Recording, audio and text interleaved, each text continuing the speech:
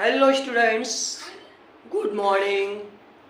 आज हम इस वीडियो में आपको बताने वाले हैं कि जब कोई चार्ज मैग्नेटिक फील्ड और इलेक्ट्रिक फील्ड दोनों में मूव करता है तो इस पर किस तरह से फोर्स काम करता है। अभी तक आपने पढ़ा कि जब कोई भी चार्ज अकेले केवल मैग्नेटिक फील्ड में मूव करता है तो उस पर किस तरह से फोर्स काम करता है। जब कोई चार्ज इलेक्ट्रिक फील्ड और मैग्नेटिक फील्ड दोनों में मूव करता है तो उस पर दोनों फोर्स काम करते हैं। जैसा कि आप जानते हो, इलेक्ट्रिक फील्ड के कारण जो फोर्स काम करता है, let a charge is moving in magnetic field and electric field, then force acting on the charge is electric field F equal to QE. Let a charge Q is moving in electric field E and magnetic field B. Then for electric force acting on the charge and magnetic force F equal to, this is Fe electric force and this is Fb magnetic force, and we know that F equal to QVB sin theta. Net force acting on the charge, net force acting on the charge, जो net force काम करेगा इन दोनों का sum होगा F equal to Fe plus Fb। इन दोनों की वैल्यूज अगर हम रखते हैं तो हो जाता QE plus QVB sine theta. Taking Q common, इसमें हम Q कॉमन ले लेते हैं तो हो जाता है E plus VB sine theta, और Q E plus, this is the cross product of V and V, V cross V. This is the net force acting on the magnetic field and electric field both. जब कोई भी charge electric field और magnetic field में move करता है तो उस पर ये फोर्स काम करता है। This equation is also known as Lorentz equation. Consider an electric field is arranged along y-axis. This is the direction of electric field. And a magnetic field is arranged along z-axis. A charged particle enters, a positive charged particle enters along the direction of x-axis. This is the direction of velocity of the particle.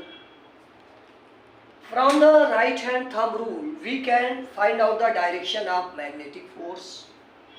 This, इस तरह से, if thumb represents the direction of velocity and fingers represent the direction of magnetic field along z-axis, ये z-axis से आपका ये दिखाया गया है, बाहर की तरफ है इस तरह से। Then magnetic force acts perpendicular to the palm. This is the negative y-axis. Therefore, direction of magnetic force is along negative y-axis. इसको आप अच्छे से समझ लीजिए। ये आपका होता है right hand thumb rule. Thumb represent the direction of velocity, fingers represent the direction of magnetic field. This is magnetic field along z-axis से बाहर की तरफ आएगी। Then perpendicular to the palm represent the direction of force. ये आपकी जो direction आ रही है along y एक्सिस, नीचे की तरफ along negative y axis. Direction of magnetic force is along negative y axis, ये पॉजिटिव y एक्सिस है, ये आपका हो जाता है नेगेटिव y एक्सिस की डायरेक्शन में magnetic force. And we know that force, electric force acting on the charge particle, positive particle is along the electric field. जो पॉजिटिव पार्टिकल होता है उस पर जो फोर्स काम करता है वो इलेक्ट्रिक फील्ड की डायरेक्शन में होता है। ये हो जाता है आपका direction of electric field. Both the forces are acting in equal and opposite direction and the charged particle moved in these fields without being deflected। इस तरह से आप देखते हो कि मैग्नेटिक फोर्स और इलेक्ट्रिक फोर्स दोनों अपोजिट डायरेक्शन में काम करते हैं, और जो आपका मूविंग पार्टिकल है उस पर नेट फोर्स काम नहीं करता, कोई नेट फोर्स नहीं काम करता, और इस वेलोसिटी से ये जो है पूरे फील्ड में बिना ही डिफ्लेक्टेड हुए निकल जाता है। इस वेलोसिटी को हम वेलोसिटी सेलेक्टर कहते हैं। ऐसी वेलोसिटी को सेलेक्ट करना जिसमें चार्ज पार्टिकल इलेक्ट्रिक फील्ड और मैग्नेटिक फील्ड से बिना ही डिफ्लेक्ट हुए निकल जाए, उसको हम वेलोसिटी सेलेक्टर कहते हैं। This is in this condition magnetic force and electric force both are equal. ये आपका हो जाता है QE आपका इलेक्ट्रिक फोर्स, QVB आपका ये मैग्नेटिक फोर्स होता है। This is E equal to V into V and V equal to E upon V। This is known as velocity selector. If the ratio of E and V equal, यहाँ की तीन conditions बनती हैं। पहली case आपकी है